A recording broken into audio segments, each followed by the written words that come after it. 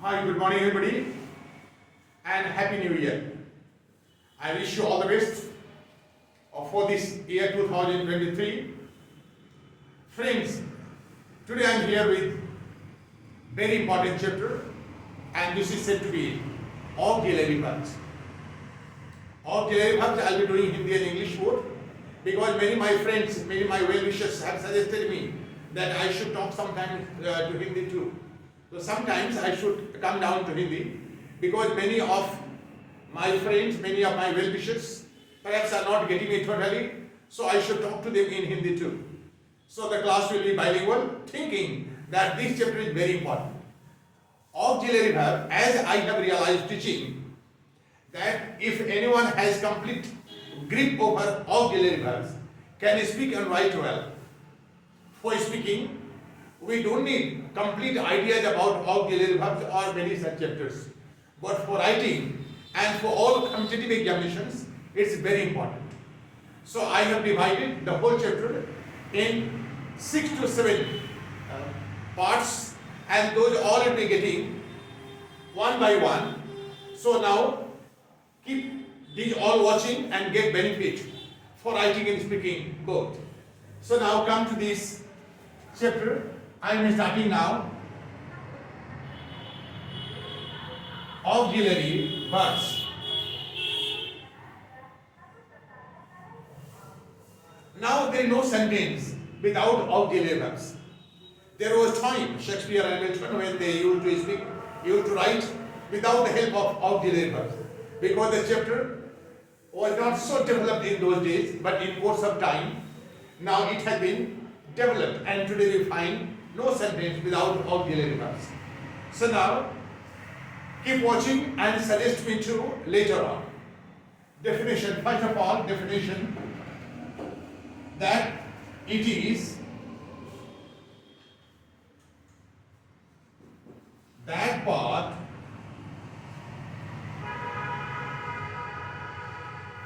of English grammar which helps the main verbs to form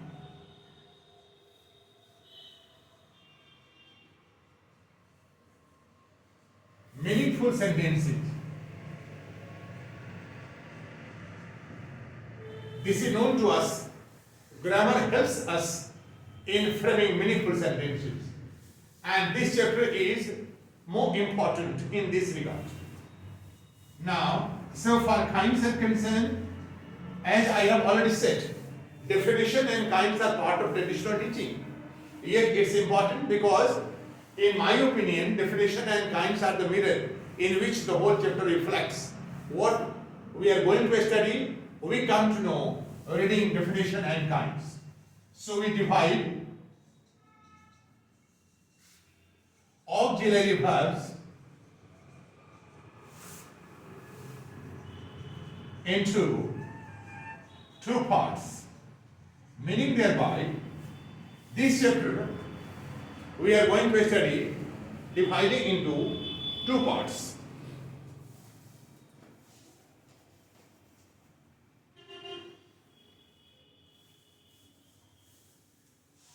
So in this segment of my teaching or this video, definition and kinds and why we study these all will be clear. So first is primary auxiliary verbs, and the second is model auxiliary verbs.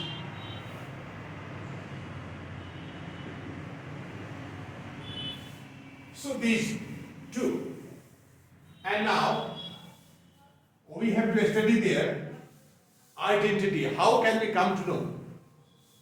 This is primary auxiliary verb. Next question, how can we come to know? This is model auxiliary verbs. So I should make you clear one by one. So now, first here, primary और ordinary auxiliary verbs.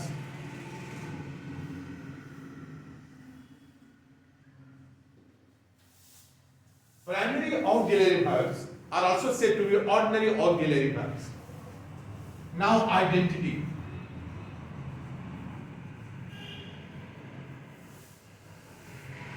The question arises how we can come to know about this is primary or ordinary auxiliary verbs. So, first of all, you should know that they modern primary auxiliary verbs, they don't have their lexical meaning. Ordinary auxiliary verbs don't have their lexical meaning. Lexical means dictionary. That's why the person who composes dictionary is said to be lexicographer, and the art of writing dictionary is said to be lexicography. So they don't have their dictionary meaning. What does it mean that they don't have their dictionary meaning? Friends, as we have studied in our childhood, each means hand, R means hand, and means whom. Our teachers have taught these all, but now see that this is wrong. As I told you that the class will be bilingual Hindi and English, so I should make it clear to you in Hindi and English. Ordinary auxiliary verbs का dictionary में अर्थ नहीं होगा. What does it mean? As we find every word in dictionary and we try to find out in Hindi and English, so ordinary auxiliary verbs का dictionary में अर्थ नहीं होता है. अब now the question arises, आप कहेंगे भाई ये कैसे नहीं होता है, कई किताबों में लिखा हुआ है, उस बुक में लिखा हुआ, इस बुक में कई आप ग्रामरियंस का नाम भी आप देंगे. But I should make it clear. I don't want to name any grammarian. I want to make it clear. Since you all are intellectual and I think you understand me better, so you should try to understand. अगर is का मतलब है, am का मतलब है और am का मतलब हूँ होता है, तो सेंटेंस आप माने बोलेंगे कि वह पढ़ रहा है. वह पढ़ रहा है सेंटेंस आप बोलेंगे कि he is reading, और इसी आधार पर आप बोलेंगे कि he is reading यानी वह पढ़ रहा है, तो है का इंग्लिश तो is हो ही गया, तो फिर आपने कटवाया ही क्यों? मान लीजिए कि आपकी इस बात को मान करके मैं बोलूं कि हाँ हाँ ठीक ही कह रहे हैं, सही ही तो है, फिर यहाँ काटने का अर्थ ही क्या है? तो आप ध्यान से देखिए, वह पढ़ रहा है, यहाँ पर है का इंग्लिश इज आप क्यों आपकी बात मान कर दे देते हैं. आगे का सेंटेंस फिर हिंदी में सुनिए. वह पढ़ता है और इसका इंग्लिश देखिए, he reads. उसने पढ़ लिया है, फिर आपको है सुनाई पड़ेगा, लेकिन उसको इंग्लिश में लिखते समय अब आपको एज दिखाई नहीं पड़ेगा. यानी ये तीनों सेंटेंस मैंने हिंदी से इंग्लिश में नहीं लिखा है. These all sentences are according to sense. The first sentence is saying that something is on. I mean progressive action में है, here repeated action में है, this is finished action. So we frame sentences according to action, according to rule of grammar. We don't frame according to Hindi. Hindi से हम English में नहीं लेके चलते हैं. फिर भी हम लोग हिंदी स्पीकर हैं, कई बातें हिंदी से इंग्लिश में कोशिश करते हैं. कोशिश करने के कई कारण भी हैं और हमारे पास कई बार ऑप्शन भी नहीं होते हैं. जैसे कि हमारे शिक्षकों ने पढ़ाया बचपन में, वॉज बने था, वेयर मीन्स थे, ऐसा हम लोगों ने पढ़ाया. लेकिन अब आपको मैं बताऊं कि यह ट्रांसलेशन गलत है. अगर हम ऐसे पढ़ते रहे तो इंग्लिश का जो कॉन्सेप्ट वो क्लियर नहीं होगा.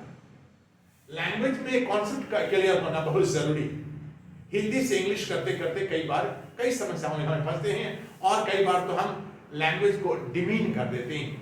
सर ने देखिए यहाँ पर आप बोलेंगे भाई आप कैसे कह रहे हैं कि ये सब गलत है. हमारे शिक्षक ने पढ़ाया था, एक राजा था, देयर वाज अ किंग. तो क्या ये सेंटेंस गलत हो गया? अगर हिंदी से इंग्लिश में बनाया गया तो क्या ये गलत हो गया? मैं बोलूंगा कि नहीं नहीं, गलत तो बिल्कुल नहीं हुआ. एक राजा था, there was a king sentence, correct. अब थोड़ा सा देखो, आप अपने लाइफ में शिक्षक बन गए, although everyone is a teacher in his or her life, सभी लोग कोई कहीं न कहीं शिक्षक होता है। स्कूल कॉलेज में अगर नहीं हो, अपने घर में अपने बच्चों के लिए, अपने बच्चे नहीं हो तो आसपास के बच्चों के लिए कहीं न कहीं हम शिक्षक होते हैं। तो अभी एक राजा था, there was a king sentence बन गया, कोई बात ही नहीं, सही है। लेकिन मान लो कि आप शिक्षक हो गए और एक राजा था, उसका ट्रांसलेशन किसी लड़के ने कहा या किसी लड़के ने बनाकर आपको दिया कि there lived a king. Now this may confuse you. एक राजा था, there was a king, was का इंग्लिश तो हिंदी तो था या था का इंग्लिश वाज है। अब ये तो लगता है कि गलत है, sentence is never wrong, but it may confuse you a bit if the concept is not clear. अब आपको सोचना है कि जो वाज है वही लिव्ड है, यानी वाज क्या, ये V2 है और लिव्ड भी V2 है, यानी पास्ट टाइम को दर्शाने के लिए पास्ट टेंस चाहिए। अब वो पास्ट टेंस वाज हो या लिव्ड हो, मेक्स नो डिफरेंस। ये तो केवल कॉन्सेप्ट की बात है, we don't have clear concept, so we start teaching in this way. एक राजा था तो देयर वाज ए किंग होगा, देयर लिव्ड अ किंग क्यों नहीं होगा। Meaning thereby friends, you should try to know, आप जानने की कोशिश कीजिए कि V2 जो भी है उस सब का मतलब था ही होता है। वाज में नहीं था होगा यह जरूरी नहीं है, लिव्ड भी था तो बताता है। वो पटना गया था, ही वेंट टू पटना, वहां भी था कि देखिए वेंट से हमारा काम चल रहा है, यानी on the whole we come to know कि हिंदी से इंग्लिश में करके हम बहुत कोई अच्छा काम नहीं कर पाते हैं और कॉन्सेप्ट भी क्लियर नहीं होता है। फिर से एक बार देखते हैं, मेरे पिताजी पटना में रहते थे, मान लीजिए कि थे का इंग्लिश अगर वेयर हो तब तो हम ऐसा ही बना सकते हैं कि my father were living in Patna. अब देखिए सेंटेंस अगर हम हिंदी से इंग्लिश करेंगे तो अब बोलेंगे नहीं ये तो गलत हो गया, लेकिन हिंदी से इंग्लिश किया गया तो गलत होना ही। एक्चुअली हमें हिंदी से इंग्लिश हम नहीं कर सकते हैं, सब्जेक्ट इज सिमिलर तो वर्ब भी सिमिलर होगा, यही आपको ध्यान देना है। हिंदी में अपने से बड़ों के लिए हम अलग शब्दों का प्रयोग करते हैं, इंग्लिश में ऐसा कोई डिस्टिंक्शन नहीं है कि बड़ों के लिए और छोटे के लिए, सबके लिए सब्जेक्ट के अनुसार हम ऑक्सिलरी वर्ब का प्रयोग करते हैं। On the whole we come to know here that ordinary auxiliary verbs don't have their dictionary meaning. Here we go according to sense of sentence. Sense is more important. So to make your concept clear, I have given it Hindi to English. My purpose is to teach you English, so sentences should be in English. You should listen to me in English, and getting problem you should ask me, or if you want to suggest me, you should go to the comment box and give me suggestions. So now here you see, so they don't have their dictionary meaning. Second is that they have their limited usage. They have their limited usage, meaning thereby, if it is, so this is singular and this is used in present, it has its limitation. If it is are, so it is plural and this is used for present. So this is said to be limitation of this auxiliary verb. In the same way, was is singular, but this is used in past. In the same way, now has, it is singular and it is used in present. Have, this is plural and this is used in present. In the same way, now had, that this is past. This is not singular or plural. It can be used in either way for either subject, and this is used in past. Meaning thereby that they have some certain limitations.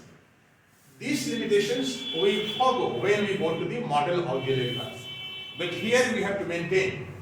So they don't have their dictionary meaning and they have their limited usage. And third is that these are, ordinary auxiliary verbs are 13. Friends, once Again, I should make it clear that here grammarians again vary. Many grammarians say that these are 11. But here I want to make you write here 13. Although will and shall, sometimes some grammarians keep it in the list of model auxiliary verbs because some identity, some symptoms are the same. But in most cases, the symptoms of will and shall be found as ordinary auxiliary verbs. So I have kept here in the box of primary auxiliary verbs. So these 13 are, like you see here, is, am, are, was, were, has, have, had,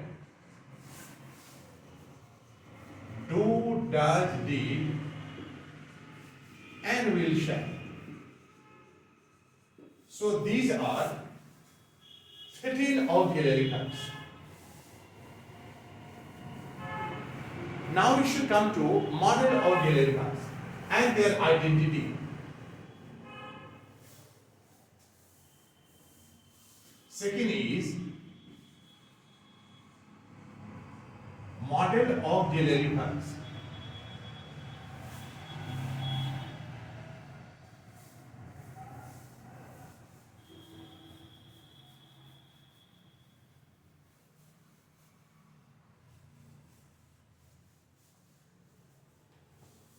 Now,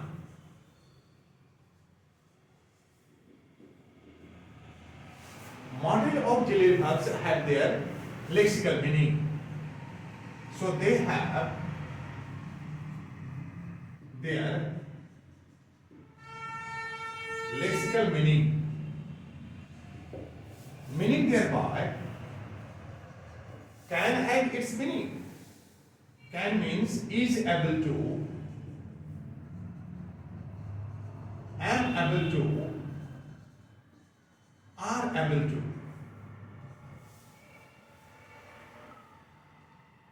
Is, am, are used in present. Can is also present tense. So he can do it. This sentence I have written with the help of model auxiliary verbs. But the sentence can also be written with the help of ordinary auxiliary verbs. But while framing this sentence with the help of ordinary auxiliary verbs, we have to be choosy. Here we have to choose either of these. For model auxiliary verbs, for every subject can is used. But now for ordinary auxiliary verbs, so we have to be selective. Here, he is able to do it.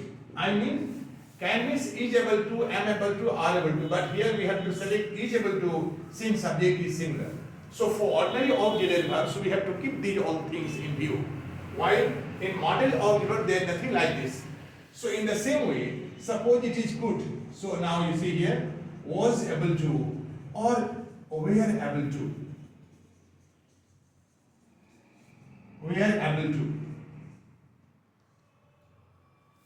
In the same way, suppose I have to write that he could do it. So again we have to select that he was able to do it. Because in ordinary auxiliary verb, we have to be selective that he could do that means he was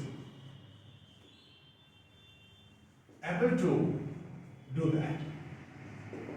So again I have to choose here was because subject is singular. For model auxiliary verbs it makes no difference. So now first they don't have this distinction. I mean according to subject we don't use whatever subject, whether it is singular or plural, could can be used. For ordinary auxiliary verbs we have to mind. Second, that they have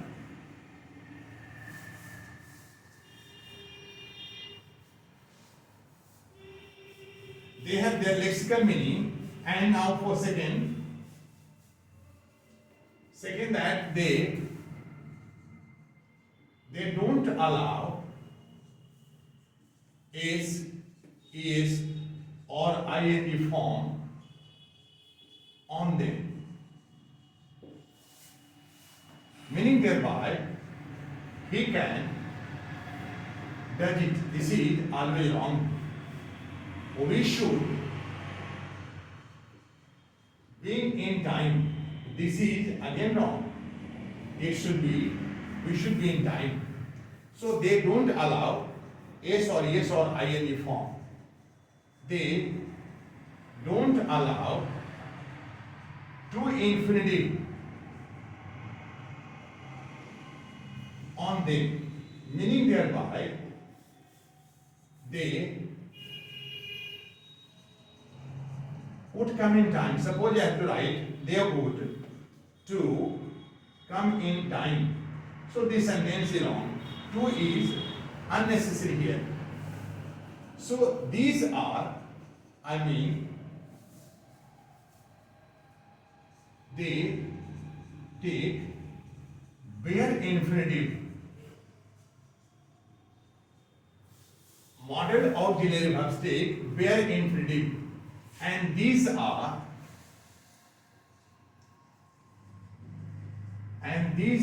altogether 20. And these are may, can, might, could, should, would, must, ought to, used to, dare, need. We'll take P1. While, may have, might have, can have, could have, should have, would have, must have, and ought to have. These all will take either V3 or noun.